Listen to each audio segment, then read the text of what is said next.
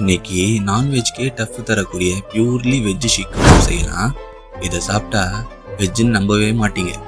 வாங்க எப்படி செய்யறதுன்னு பார்க்கலாம். ஒரு கிண்ணத்துல கால்வாசி வாட்டர் எடுத்து அதில் ஒரு ஸ்பூன் சால்ட்டு அண்ட் ஒரு ஸ்பூன் வினேகர் போட்டு மீன் மேக்கர்ஸ் போட்டு நல்லா பாயில் பண்ணிக்கலாம்.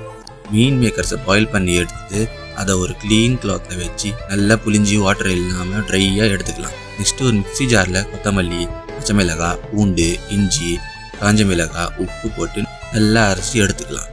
இப்போ அதே மசாலாவில் மீன் மேக்கர்ஸ் போட்டு நல்லா அரைச்சி பேஸ்ட் மாதிரி எடுத்துக்கலாம்.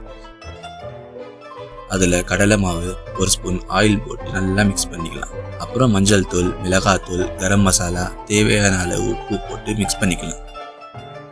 அப்புறம் சின்ன சின்னதாக கட் பண்ண ஆனியன்ஸ் போட்டு கொஞ்சம் பெரிய பெரிய மசாலா போட்டுக்கலாம். இப்போ ஒரு பென்சில் எடுத்து அதில் மசாலா வச்சு கபாப் ஷேப்பில் ப்ரெஸ் பண்ணி ஒரு பிளேட்டில் வச்சுக்கலாம். இப்போ ஸ்டவ்வில் கடாயை வச்சு ஆயில் போட்டு சூடான பிறகு செஞ்சு வச்ச கபாப் எடுத்து நல்லா டீப் ஃப்ரை பண்ணிக்கலாம்.